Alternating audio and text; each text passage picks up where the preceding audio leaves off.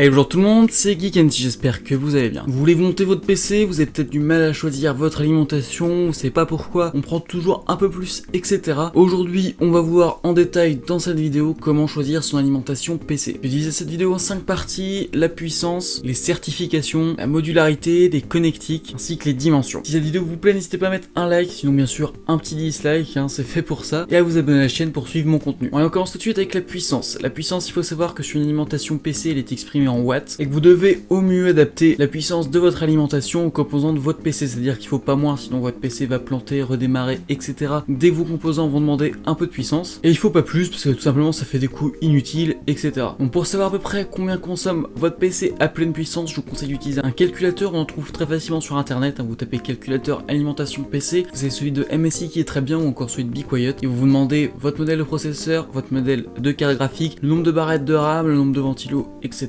Et au final ils vont vous sortir une valeur. Une fois qu'on a la puissance de notre PC, il faut prendre en compte l'efficience de l'alimentation. Alors c'est un terme un peu technique, juste pour exprimer la capacité de rendement de celle-ci, qui seront en général entre 50 et 60% de sa charge annoncée. Et ce qu'il faut savoir, c'est que ça varie pas forcément beaucoup en fonction des normes de certification. Par exemple, si avec un calculateur on sort que notre config a besoin de 300 watts à pleine charge, on va pas prendre une alimentation 300 watts parce que celle-ci aurait trop grande chance de rencontrer des problèmes d'instabilité, de couper notre PC, etc. 350 watts, ce serait aussi trop juste, donc par mesure de sécurité, on respecte l'efficience. Voilà, si on prend 60%, on rajoute 40% à cette donnée-là, donc 300 watts, et ça nous donne une alimentation à 420 watts minimum. Et par prévention pour un futur upgrade, voilà, vous pouvez toujours prendre 500 voire 550 watts grand max. Ça permettra déjà de votre PC de ne pas planter à pleine charge, d'avoir une alimentation parfaitement adaptée à vos besoins. Et si vous prenez un peu au-dessus, si jamais vous voulez changer de carte graphique ou de processeur, de ne pas changer d'alimentation au même moment. D'ailleurs, sachez que l'alimentation c'est quand même un composant assez important parce que vous allez le garder d'upgrade en upgrade et voir sur plusieurs années, même si vous changez totalement votre PC. Si vous avez acheté une bonne alimentation de base, vous n'allez pas la changer. Et d'ailleurs, au passage, sachez qu'une alimentation de 600 watts ne consomme pas 600 watts par exemple, qu'une alimentation de 1000 watts n'a pas consommé 1000 watts tout le temps. Si vos composants n'en demandent que 300, votre alimentation consommera 300 watts plus une petite part qui varie entre 20 et 4% en fonction du rendement de votre alimentation et de la demande de cette dernière. Deuxième partie, la certification. Ici, on les retrouve au nom de 80 bronze plus, silver plus, gold plus, platinum plus et titanium plus. On parlait tout à l'heure de rendement pour la consommation, et pour le représenter dans les alimentations, on utilise du coup ces normes de certification. C'est-à-dire que pour passer à chaque fois un cran en certification, l'alimentation doit dépasser des petits quotas de rendement à différentes charges. Par exemple, pour une alimentation 80 bronze plus, elle doit respecter 82%, 85% et 82% de rendement minimum à respectivement 20, 50 et 100% de charge. C'est-à-dire par exemple 82% de rendement sur vos 300 watts demandés. Avec votre alimentation 450 watts, il y a 82% des watts si votre configuration